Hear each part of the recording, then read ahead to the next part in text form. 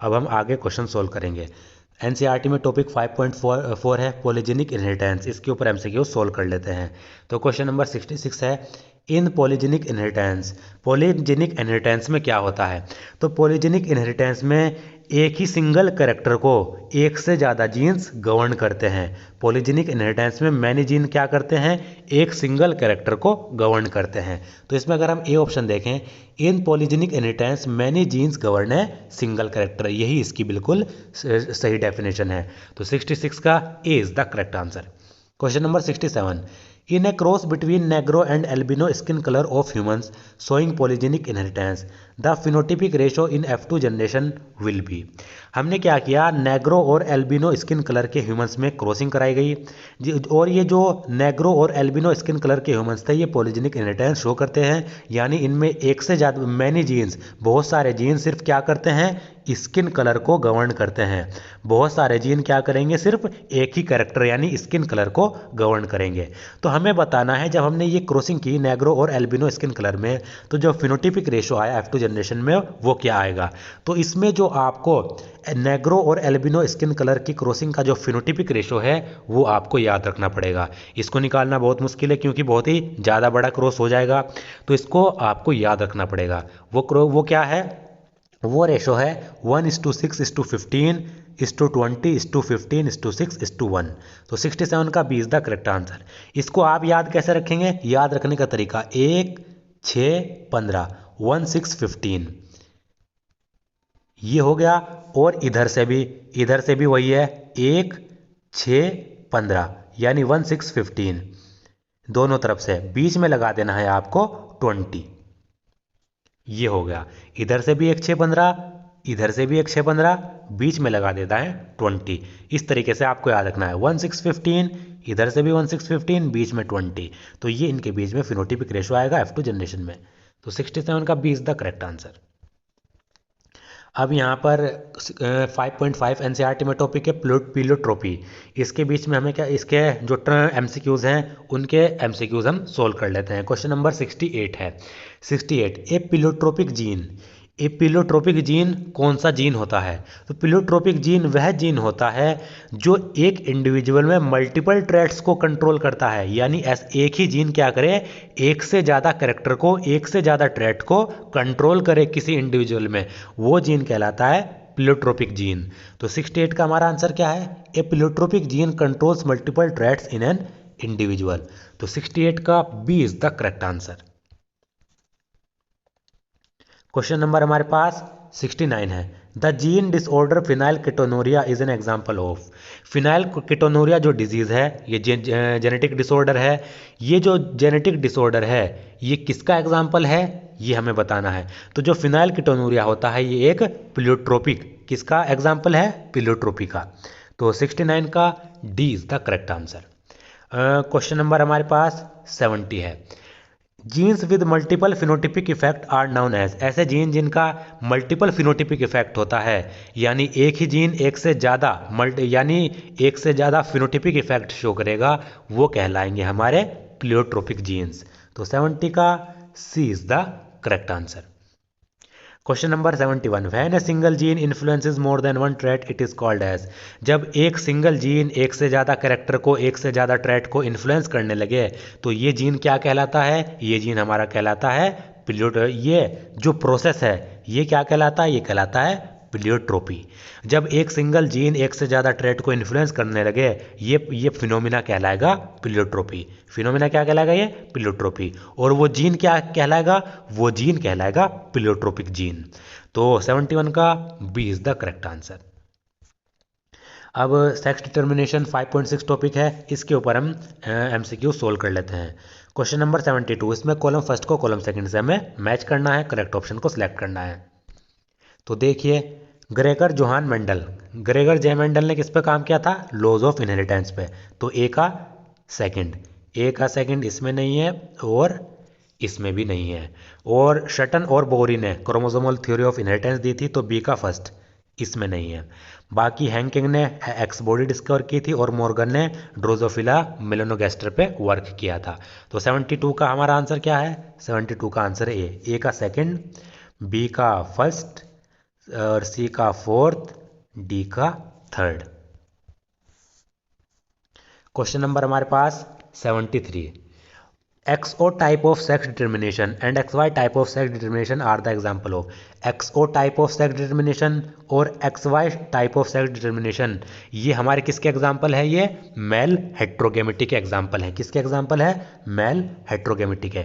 इसमें क्या होता है, XY टाइप में अगर हम देखें, XY टाइप में फीमेल में होता है XX और मेल में होता है XY। इसका मतलब फीमेल जो होगी वो same type of gamete produce करेगी, लेकिन मेल में क्या होगा, आधे गैमेट्स में X क्रोमोसोम होगा, आधे गैमेट्स में Y जीन होगा, Y क्रोमोसोम होगा, Y क्रोमोसोम। तो इसका मतलब क्या हुआ, इसमें जो जो दो डिफरेंट टाइप ऑफ गैमेट कौन प्रोड्यूस कर रहा है? मेल प्रोड्यूस कर रहा है, तो ये होता है मेल हेट्रोगेमिटी। ऐसा इसमें भी होता है, जो different type of gamete produce करता है वो मेल करता है। तो ये किसके एग्जाम्पल है? ये दोनों मेल हेट्रोगेमिटी के एग्जाम्पल है। Question number 74, in XO type of sex determination. XO type of sex determination में क्या होता है, ये मैं अभी बता चुका। XO टाइप किसका एग्जाम्पल है? मेल हेट्रोगेमिटी का एग्जाम्पल है। इसका मतलब इसमें जो मेल होगा वो दो different type of gamete produce करेगा। तो in XO type males produce two different type of gamete. तो 74 का B is the correct answer. Question number हमारे पास 75 है, which of the following is incorrect regarding ZW ZZ type of sex determination. इनमें से कौन सा ZW ZZ type of sex determination का के बारे में इनकरेक्ट ऑप्शन है वो हमें बताना है। तो आप यहाँ पर देखें, ये जो ZW और ZZ type of sex determination होता है, ये किसका एग्जाम्पल है? ये फीमेल हेट्रोगेमिटी का एग्जाम्पल है। किसका एग्जाम्पल? फीमेल हेट्रोगेमिटी में। और ये जनरली बर्ड्स में देखा जाता है फीमेल हेट्रोगेमिटी। फीमेल हेट्रोगेमिटी का मतलब क्या? फीमेल हेट्रोगेमिटी का मतलब है कि इसमें जो दो डिफरेंट टाइप ऑफ गैमेट होंगे वो कौन प्रोड्यूस करेगा? वो फीमेल प्रोड्यूस करेगा, फीमेल। यानी इसमें जो ZW जो कंडीशन है ये किसकी है? ये फीमेल की है।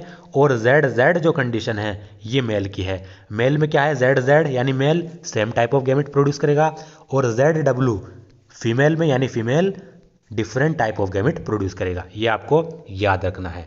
तो इसमें से इनकरेक्ट ऑप्शन हमें सेलेक्ट करना है। It occurs in birds and some reptiles, बिल्कुल सही है। ZW ZZ यानी फीमेल हेट्रोगेमिटी बर्ड्स में और कुछ रेप्टाइल में देखी जाती है, सही है। Females are homogametic and males are heterogametic, बिल्कुल गलत।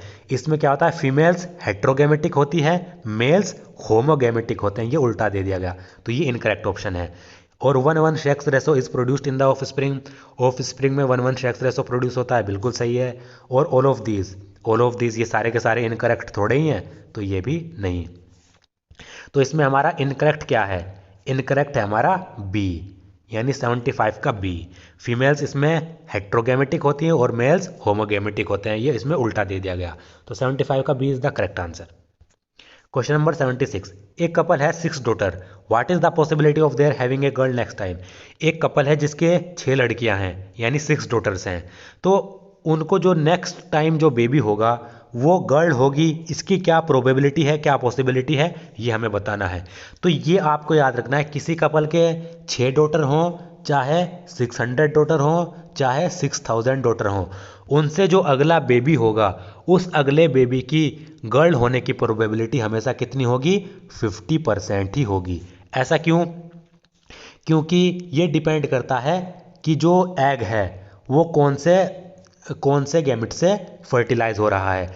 अगर एग को एक्स क्रोमोसोम फर्टिलाइज कर रहा है तो XX फीमेल, अगर वाई क्रोमोसोम फर्टिलाइज कर रहा है तो XY यानी मेल। ये गैमेट अगर फर्टिलाइज कर रहा है तो हमेशा पॉसिबिलिटी कितनी होती है? लड़का होने की पॉसिबिलिटी भी 50%, लड़की होने की पॉसिबिलिटी भी 50%। ये इस पर डिपेंड नहीं करता कि पहले कितनी डॉटर है, ये डिपेंड करता है कि जो एग है वो कौन से गैमेट से फर्टिलाइज होगा। तो 50% हमेशा पॉसिबिलिटी होती है। तो 76 का B is the correct answer. Question 77, select the correct statement regarding honey bees. Honey बीज के बारे में करेक्ट स्टेटमेंट हमें सेलेक्ट करना है।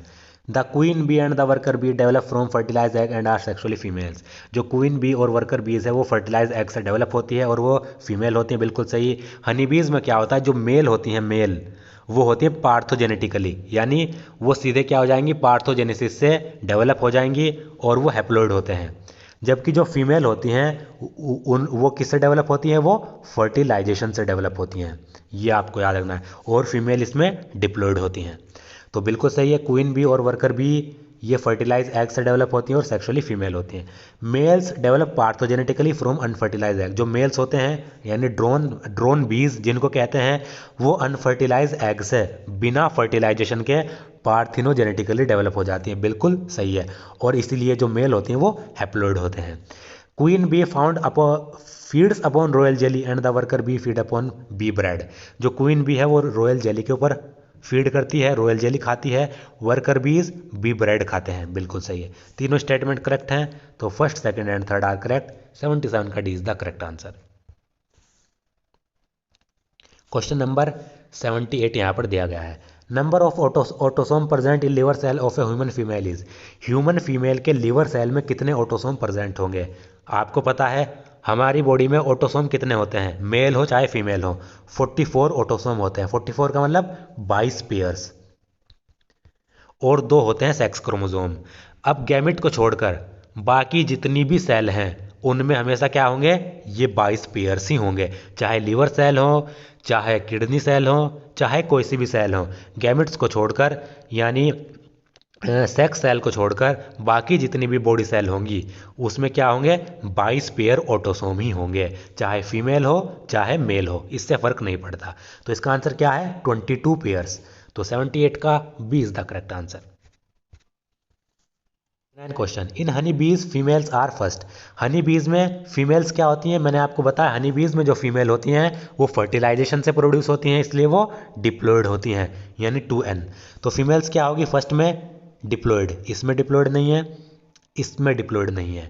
हैविंग क्रोमोसोम, और जो फीमेल्स होंगी वो डिप्लॉयड होंगी और इनमें क्रोमोसोम होंगे 32, कितने 32। तो 32 किस में दिया गया, इसमें दिया गया, इसमें 46 दिया गया, तो ये ऑप्शन भी कट गया। और एंड मेल्स आर, मेल्स होते हैं हैप्लॉइड, मेल्स क्या होंगे, हैप्लॉइड होंगे, तीसरे में आएगा हैप्लॉइड। और मेल्स में होते हैं हैप्लॉइड, इसका आधा मतलब 16 क्रोमोसोम, मेल्स में होंगे 16 क्रोमोसोम। तो 79 का आंसर हमारे पास क्या है, c. In honeybees females are diploid having 32 chromosome, males are haploid, males haploid क्यों, क्योंकि वो अनफर्टिलाइज एग से पार्थिनोजेनेटिकली बनते हैं और इनमें क्रोमोसोम होते हैं 16। तो 79 का c is the correct answer. Question number 80, refer to the given figure, ये हमें यहाँ पर फिगर दी गई है, इसको हमें देखना है। इसमें पेरेंट है फीमेल 2n, इससे मियोसिस हुआ फीमेल में जिससे गैमेट बने n और n। मेल है इसमें हैप्लॉइड यानी n, इसमें माइटोसिस हुआ गैमेट बना n। अब आपको पता है यहाँ पर क्या होगा, आगे देखिए, यहाँ पर ये फीमेल गैमेट और मेल गैमेट इसमें आपस में फ्यूज़न हुआ जिससे एक फीमेल प्रोड्यूस हो गई 2n, यानी यहाँ पर ये फर्टिलाइजेशन हो रहा है। और जो मेल बन रहा है वो बिना फर्टिलाइजेशन के अनफर्टिलाइज एग से बन रहा है। मेल किससे बन रहा है, अनफर्टिलाइज एग से। ये अनफर्टिलाइज एग से पार्थिनोजेनेटिकली मेल बना, n इसमें इसकी प्लोइडी होगी, n यानी ये हैप्लॉइड होगा। तो ये किस में होता है, ये होता है फीमेल डिप्लॉयड होती है बीज में और मेल हैप्लॉइड होता है बीज में, साथ ही साथ आंट्स में भी होता है और ये वास्प्स में भी, कुछ जो वास्प होती हैं उनमें भी होता है ये कंडीशन। तो this type of sex determination is found in, जो फीमेल डिप्लॉयड और मेल हैप्लॉइड, और फीमेल बन रही है फर्टिलाइजेशन से, मेल बन रहा है बिना फर्टिलाइजेशन के पार्थिनोजेनेटिकली। ये type of sex determination present होता है हनीबीज में होगा, एक तो आंट्स में होगा और वास्प में होगा। तो 80 का D is the correct answer. अब एनसीईआरटी में टॉपिक है 5.7 5.8 म्यूटेशन एंड जेनेटिक डिसऑर्डर, इसके ऊपर एमसीक्यूज हम सोल्व कर लेते हैं। तो देखिए यहाँ पर क्वेश्चन नंबर हमारे पास 81 है। Match column first with column second and select the correct option, यही है। तो क्रोमोसोमल एबरेशन, क्रोमोसोमल एबरेशन क्या होते हैं, क्रोमोसोमल एबरेशन में या तो क्रोमोसोम की स्ट्रक्चर में चेंज आ जाता है, या तो क्रोमोसोम की स्ट्रक्चर में चेंज आ जाता है, या फिर क्रोमोसोम के नंबर में चेंज आ जाता है। क्रोमोसोम की स्ट्रक्चर में या फिर क्रोमोसोम के नंबर में चेंज आना क्रोमोसोमल एबरेशन कहलाएगा। तो ये किससे रिलेटेड है, ये रिलेटेड है इन्वर्जन से, क्योंकि इन्वर्जन में क्या होता है, इन्वर्जन में एक सिंगल क्रोमोसोम ब्रेक हो जाता है और उसके बाद उसका रीअरेंजमेंट हो जाता है। इन्वर्जन वह प्रोसेस है जिसमें एक सिंगल क्रोमोसोम पहले तो ब्रेक होगा, टूट जाएगा, उसके बाद उसमें रीअरेंजमेंट हो जाएगा। जब उसमें रीअरेंजमेंट हो जाएगा तो इसका मतलब क्रोमोसोम में क्या आ गया, क्रोमोसोम की स्ट्रक्चर में चेंज आ गया। क्रोमोसोम की स्ट्रक्चर में चेंज आ गया तो इन्वर्जन कहलाएगा क्रोमोसोमल एबरेशन। तो क्रोमोसोमल एबरेशन इन्वर्जन से जुड़ा है। तो ए का सेकंड, ए का हमारे पास क्या आ गया, ए का आ गया हमारे पास सेकंड। अब देखिए दूसरा है डाउन सिंड्रोम। डाउन सिंड्रोम में क्या होता है, डाउन सिंड्रोम में जो क्रोमोसोम नंबर 21 है उसकी ट्राइसोमी हो जाती है। यानी ये किससे रिलेटेड है, presence of an extra chromosome. Down syndrome में क्या हो जाता है, एक क्रोमोसोम नंबर 21 की ट्राइसोमी हो गई, यानी क्रोमोसोम नंबर 21 में एक एक्स्ट्रा क्रोमोसोम प्रेजेंट हो जाता है। तो बी का third. Klinefelter syndrome, Klinefelter syndrome में क्या होगा, इसमें एक extra chromosome, extra x chromosome present होता है। यानी क्लाइनफेल्टर सिंड्रोम में क्या हो जाता है, एक एक्स्ट्रा एक्स क्रोमोसोम प्रेजेंट हो जाता है जिससे क्रोमोसोम 47 हो जाते हैं, यानी एक्स एक्स वाई टाइप के हो जाते हैं। इसमें क्या हो गया, एक एक्स्ट्रा एक्स क्रोमोसोम यहाँ पर ऐड हो गया। तो ये होता है क्लाइनफेल्टर सिंड्रोम। तो ये किससे रिलेटेड है, आप अगर इसमें देखें इसमें एक एडिशनल सेक्स क्रोमोसोम प्रेजेंट होता है। तो सी का first. Turner syndrome, Turner syndrome में क्या होता है, एक सेक्स क्रोमोसोम अब्सेंट होता है, 45 विद X0 टाइप के इसमें क्रोमोसोम होते हैं। तो डी का फोर्थ, डी का हो गया फोर्थ। ए का सेकंड, बी का थर्ड, सी का फर्स्ट, डी का फोर्थ। ए का सेकंड इसमें दिया गया है, बी का थर्ड, इसमें भी बी का फोर्थ, इसमें की बी का फोर्थ। तो ये ऑप्शन तो कट गए। बाकी ऊपर ऑप्शन देखते हैं। यहाँ पर आप देखिए ए का सेकंड, ए का थर्ड इसमें दिया गया है तो ये ऑप्शन भी कट गया। ए का सेकंड, बी का थर्ड, सी का फर्स्ट, डी का फोर्थ। तो आंसर क्या है हमारा, आंसर है 81 का हमारा सी। तो 81 का c is the correct answer. Question number हमारे पास यहाँ पर 82 है। 82 क्वेश्चन देखिए, find out the mismatched pair. इसमें मिसमैच्ड पेयर हमें फाइंड करना है। हीमोफीलिया में क्या होता है, एक haemophilia sex linked recessive trait है, ये डिजीज है। हीमोफीलिया क्या है, सेक्स लिंक्ड रिसेसिव डिजीज, बिल्कुल सही। Cystic fibrosis autosomal recessive disease है, बिल्कुल सही। डाउन सिंड्रोम में क्या हो जाता है, क्रोमोसोम नंबर 21 की ट्राइसोमी हो जाती है, एक एक्स्ट्रा क्रोमोसोम प्रेजेंट होता है, बिल्कुल सही। टर्नर सिंड्रोम में क्या है, वाई लिंक्ड। अभी हमने पढ़ा जो टर्नर सिंड्रोम है वो वाई लिंक्ड नहीं बल्कि एक्स लिंक्ड डिजीज है। क्या है, टर्नर सिंड्रोम एक एक्स लिंक्ड डिजीज है। क्योंकि जो टर्नर सिंड्रोम है वो होता है फीमेल्स में। टर्नर सिंड्रोम किस में होता है, फीमेल्स में। इसमें क्या होता है, जो एक एक्स क्रोमोसोम है वो क्या हो जाता है, वो अब्सेंट होता है। इसमें एक एक्स क्रोमोसोम अब्सेंट होता है। तो टर्नर सिंड्रोम वाई लिंक्ड नहीं बल्कि क्या है, एक्स लिंक्ड डिजीज। तो ये हमारा मिसमैच्ड पेयर है और ये हमारा आंसर 82 का D is the correct answer. Question number 83, refer to the given figure representing karyotype of individual who inflicted with this chromosomal disorder.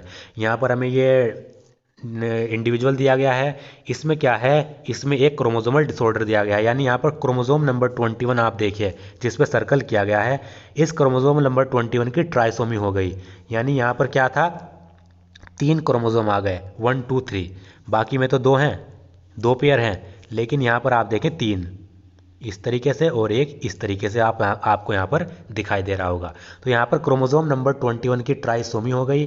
Chromosome number 21 की ट्राइसोमी होती है डाउन सिंड्रोम में, किसमें, डाउन सिंड्रोम में। तो ये हमें किसकी फिगर दी गई है, ये फिगर हमें दी गई है डाउन सिंड्रोम की। Select the correct statement regarding it. तो इसमें हमें क्या करना है, करेक्ट स्टेटमेंट इसका सिलेक्ट करना है। This disorder occurs due to the failure of segregation of chromatid during cell division cycle, result in the gain of chromosome।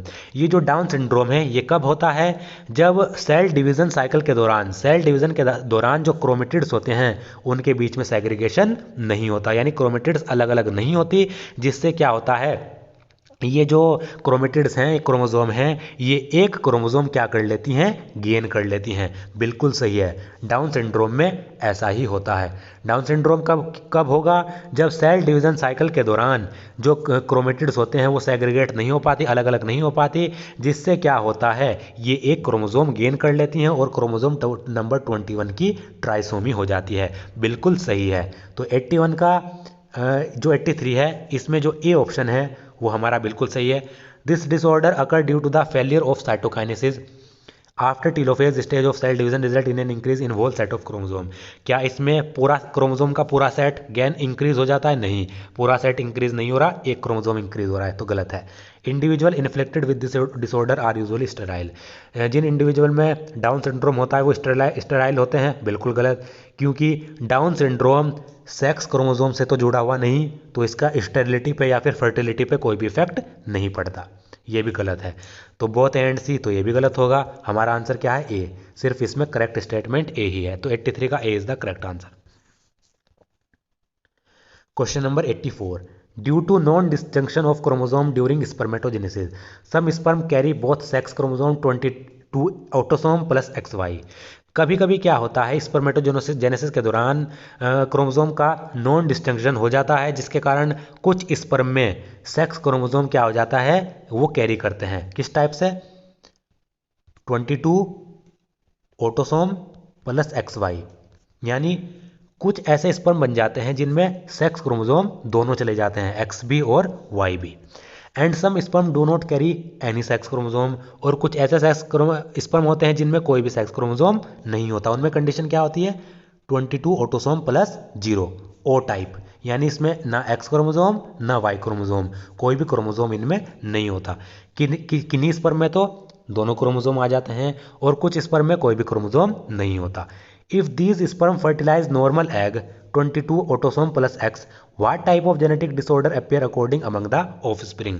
अगर ये वाले स्पर्म इस एग को, नॉर्मल एग को फर्टिलाइज करेंगे तो कौन सा जेनेटिक डिसऑर्डर होगा, ये हमें बताना है। तो देख लेते हैं, 22 ऑटोसोम प्लस XY, जब ये वाला स्पर्म फर्टिलाइज करेगा 22 autosome plus X normal egg को, तो क्या होगा? 22 ऑटोसोम 22 ऑटोसोम 44 ऑटोसोम बन जाएंगे, प्लस XY और X ये आपस में कंबाइन होंगे तो क्या बन जाएंगे? XXY। यानी यहाँ पर क्रोमोसोम कितने हो गए? 44 ये, 44 ये, 3 ये, तो 47 क्रोमोसोम हो जाएंगे। 47 क्रोमोसोम, ये वाली कंडीशन किस में होती है? ये होती है क्लाइनफेल्टर सिंड्रोम। किसमें? क्लाइनफेल्टर सिंड्रोम, जिसमें एक एडिशनल X क्रोमोसोम इंक्रीज हो जाता है, एक क्रोमोसोम इसमें क्या हो जाता है? इंक्रीज हो जाएगा। तो 47 विद XXY, ये क्या होगा? Klinefelter syndrome. तो पहले में तो आएगा क्लाइनफेल्टर सिंड्रोम जब ये वाला इसके साथ फर्टिलाइज होगा। तो टर्नर सिंड्रोम ये भी गलत, ये भी गलत और ये भी गलत, एक ही से हमें आंसर पता लग गया। आंसर क्या होगा? ए। दूसरे भी देख लेते हैं। दूसरे का जब हम फर्टिलाइजेशन करेंगे 22A प्लस O, इसका फर्टिलाइजेशन होगा 22A प्लस X के साथ, नॉर्मल एग के साथ, तो 22 ऑटोसोम 44 ऑटोसोम प्लस X और O, XO टाइप प्लस क्या होगा? XO टाइप, यानी इसमें 44 और 1 45, यानी 45 इसमें क्रोमोसोम होंगे। 45 क्रोमोसोम किस में होते हैं? ये होते हैं टर्नर सिंड्रोम में। किस में? टर्नर सिंड्रोम में 45 विद XO। तो पहले में क्लाइनफेल्टर सिंड्रोम, दूसरे में टर्नर सिंड्रोम। इसको और इसको फर्टिलाइज करके देख लें, इसको और इसको फर्टिलाइज करके देख लें। जब इसको और इसको फर्टिलाइज किया तो 47, इसको और इसको फर्टिलाइज किया तो 45।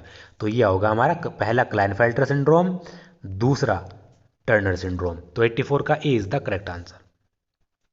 क्वेश्चन नंबर हमारा 85 है, rate of mutation is affected by. Mutation के रेट को कौन अफेक्ट करते हैं?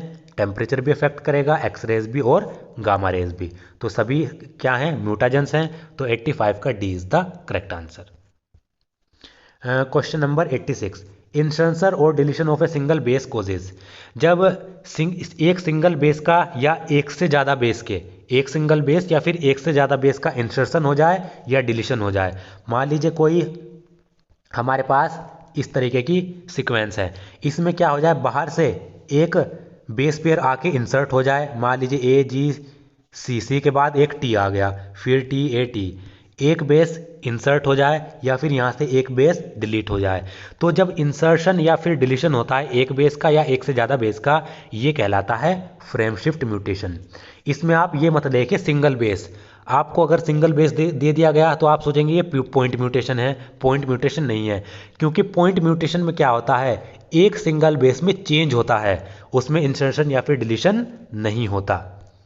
पॉइंट म्यूटेशन में क्या होता है? पॉइंट म्यूटेशन में एक सिंगल बेस पे चेंज होता है, जबकि फ्रेम शिफ्ट म्यूटेशन में एक सिंगल बेस या फिर एक से ज़्यादा बेस इंसर्ट हो जाते हैं या फिर डिलीट हो जाते हैं। ये कहलाता है फ्रेम शिफ्ट म्यूटेशन।